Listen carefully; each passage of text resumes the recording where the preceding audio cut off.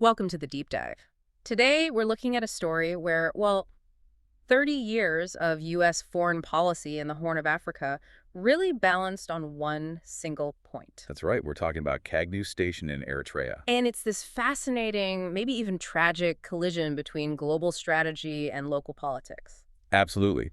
For decades, pretty much the entire U.S. relationship with Eritrea, it all came down to keeping this one military communications base secure. So our mission today is to really unpack that. We've gone through the historical records, loads of reports, and also these really insightful interviews from U.S. Foreign Service officers, FSOs. Oh, the ones who were actually there, on the ground, from the 1950s right up to the dramatic end in 1977. We're going to track that clash, the Cold War need for global communication intelligence. Versus the tough reality of this emerging nation, Eritrea, fighting for its own identity. And you'll see how quickly U.S. priorities shifted when this one strategic asset was seen as vital. Stated values sometimes took a back seat. It's quite the case study. So let's start with the asset itself.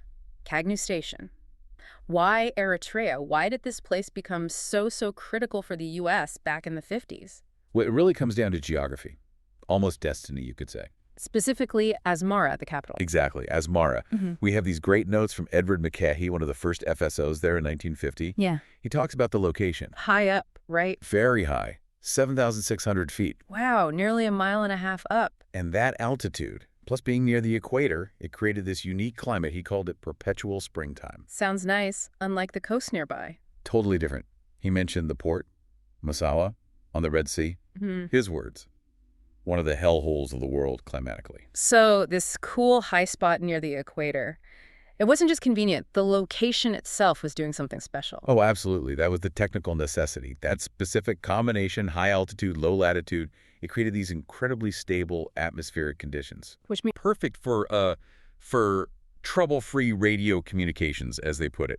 Remember, this is way before satellites. If you needed reliable long-distance radio links, this was the spot. this was gold. And the U.S. knew it. They moved fast. Incredibly fast. 1950, they were rushing officers out there. Some even had their home leaves canceled. Just to open the consulate. All because of Kagnew. All because of Kagnew. It was deemed that vital right from the start. And the military took over. Yeah, the U.S. Army, the Signal Corps, and crucially, the Army Security Agency, the ASA, they handled the really sensitive intelligence stuff. And they moved into an existing facility. They took over an old Italian naval radio station from World War II. Radio Marina, it was called. So pre-satellite era, this base was really a cornerstone. Oh, absolutely central. By the mid-60s, people like Roland Kugel were calling it the most important relay station on the planet. That's a huge claim. What was it linking? Communications between Europe, India, Australia. And critically, it boosted U.S. military and diplomatic signals coming out of the Middle East and Africa. Straight to Washington. To Washington. Plus, there was the Cold War intelligence role. Right. What specifically? FSO Edward Clark confirmed it. They use it to monitor nuclear explosions in the Soviet Union. So, yeah, very high stakes. And the size of the American presence there reflected that importance. It ballooned. Started small, maybe 75 people initially. But by the mid-60s. It swelled to somewhere between 5,000 and 6,500 Americans. That's enormous in Asmara. Yeah, this huge American enclave just perched up there. Think about it. A whole American town, basically, dropped into an African capital. With all the amenities. Everything. Its own post office, commissary, movie theaters, clubs. The works. It was surreal. But a base like that, doing sensitive work, it needs political stability. It needs things to be calm. Absolutely. And that was the problem. Because Eritrea in the 1950s, as a former Italian colony, it was anything but stable politically. Right. There's massive uncertainty about its future. Total uncertainty. You had the U.S., the U.K., Italy, Ethiopia. Everyone had different ideas. Yeah. Splitting it up, a UN trust territory. Or annexation by Ethiopia under Emperor Haile Selassie. Exactly. And that led to the UN compromise in 1952, the federation with Ethiopia. Okay, but the sources we looked at, they make it really clear what the U.S. priority was during those talks. Painfully clear. Okay. The policy reality was singular. Secure the base agreement for Kagnew Station. Period. FSOs literally called it the major imperative. Yep. Whatever happened to Eritrean autonomy, whatever the political cost locally, the emperor had to guarantee that lease. That was the focus. So U.S. policy essentially meant backing Haile Selassie, backing Ethiopian unity, because that secured the base. Even if it meant overlooking Eritrean concerns, which obviously it did. consistently. And this is where you start to see the personal toll on the diplomats who are actually there. Definitely. You look at FSO John Blaine's accounts. He was there from 57 to 60. He watched the Federation just crumble, bit by bit, he said. What kind of things was he seeing? Concrete examples of that erosion. Well, things like, by 1958, the emperor just forbade Eritrea from flying its own flag. Wow, purely symbolic, but very powerful. Hugely symbolic, diminishing their identity. And the local police force was taken over. Local politicians sidelined. It was systematic. You can just imagine the tension for someone like Blaine. He knows Washington needs the base for the Cold War. But he's watching the human cost right in front of him. Did he write about that conflict? He did. He admitted becoming emotionally involved. He wrote that Eritreans would not take kindly to being swallowed up and were, quote, basically being mashed. Mashed. That's a strong word from an FSO. It shows the internal conflict, doesn't it? Knowing your country's core policy means standing by while this identity is being crushed. That's the tough spot for the Foreign Service sometimes. Especially because Asmara wasn't just some abstract place. It had its own distinct culture. Absolutely. Strong Italian influence still lingered. The architecture, the language, thousands of Italians still live there, many intermarried. It wasn't a population that was just going to passively blend into Ethiopia. That unique identity must have made the forced unity even more difficult. It made it volatile. And as you move through the 60s, that pressure just builds and builds. Conflict becomes almost inevitable. Which brings us neatly to the 1970s, that scattered resistance, sometimes called Shifta. Right, bandits or rebels. Yeah. It started to organize into real liberation fronts, Yeah. like the ELF and the EPLF, the Eritrean Liberation Front and the Eritrean People's Liberation Front. And then the whole game changed in Ethiopia itself, 1974. Huge shift. Yeah. Emperor Haile Selassie overthrown by the Derg. A Marxist military committee. Exactly. Suddenly, in the middle of the Cold War, the government the U.S. had backed to protect its base is gone, replaced by Marxists. That must have created a massive headache back in Washington. How do you keep the base now? It was a huge dilemma. And you see this reflected in the reporting coming out of the country. There's a split. Between who? Between the U.S. Embassy in Addis Ababa, the capital of Ethiopia. Okay. Their priority was trying to somehow protect the relationship with this new, unstable Derg regime. Keep things calm, keep Kagnew safe. So they tended to downplay the conflict in Eritrea.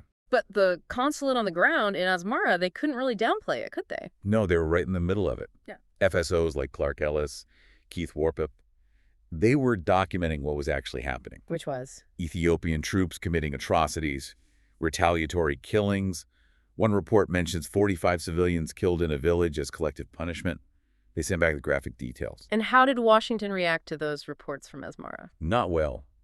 The sources show FSO Ellis was actually explicitly chastised by the State Department for sending those graphic details. So the message from D.C. was clear. Crystal clear. Manage the story, don't upset the Derg, protect the base. That was the priority, regardless of the human cost or who was in charge. Yeah, but you can only manage a story for so long when the reality is that violent. Exactly.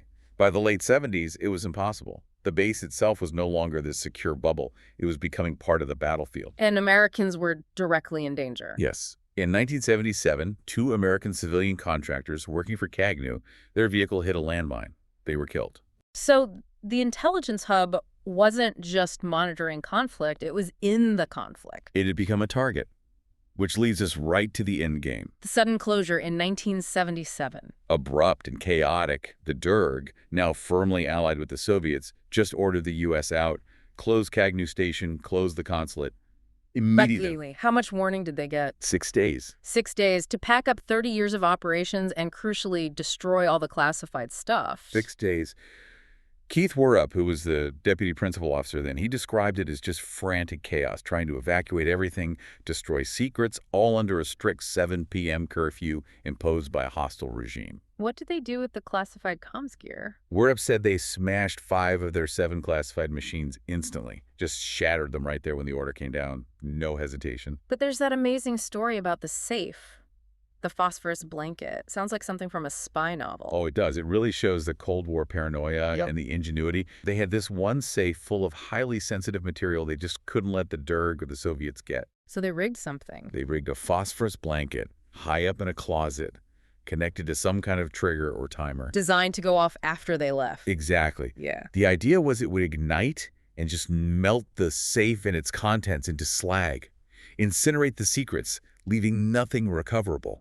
Incredible. And amidst all this chaos, destroying equipment, rigging thermite, they still had diplomatic battles to fight. Right up to the end, the Ethiopians demanded to search their diplomatic pouches before they left. Which is a huge no-no in international law. A fundamental violation. But Wurzip stood his ground.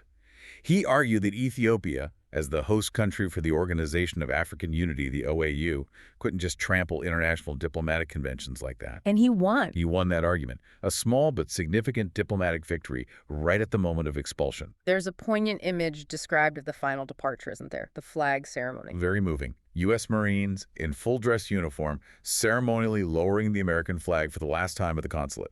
But the really telling detail is the reaction of the Eritreans watching. Yes, they lined the streets. Yeah.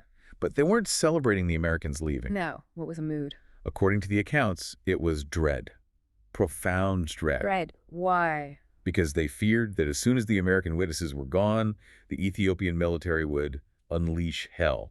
So the U.S. presence, even though it was driven by this self-interested policy, it offered some minimal protection. A thin layer of restraint, perhaps. Or at least that was the perception. Once that was gone, they knew the repression could escalate without any outside eyes watching. So let's recap.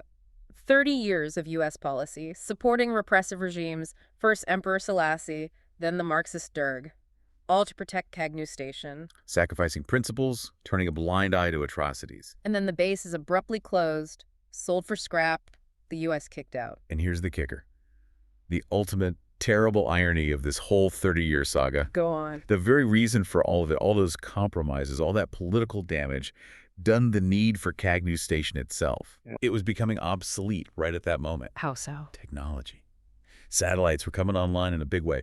Just as the U.S. was being forced out in 1977, the unique geographical advantage of Kagnew for bouncing radio signals.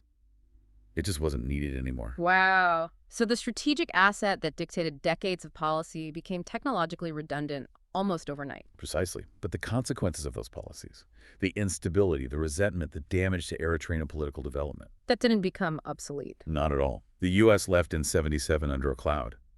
When they eventually re-engaged in the 1990s, they came back to a region deeply scarred by the conflicts that their single-minded focus on Kagnew had arguably helped to fuel for decades. It's a really sobering lesson in unintended consequences, how short-term strategic needs can create these long-term political disasters. It really is. Which leaves us with a final thought for you, our listeners, to chew on. We saw that the FSOs on the ground, they saw this coming. They warned early on that keeping Kagnew meant ostentatious support for the Ethiopian regime, whatever it did. Knowing that the U.S. deliberately backed a regime that crushed Eritrean autonomy just to keep that base lease, well, it forces you to ask a tough historical question based on these sources. Which is? Did that intense U.S. obsession with Kagnew Station, purely for global communications, actually end up preventing a potentially more stable, maybe even more democratic Eritrea from emerging much sooner? A difficult question with no easy answer. Something to think about. That's all for this deep dive.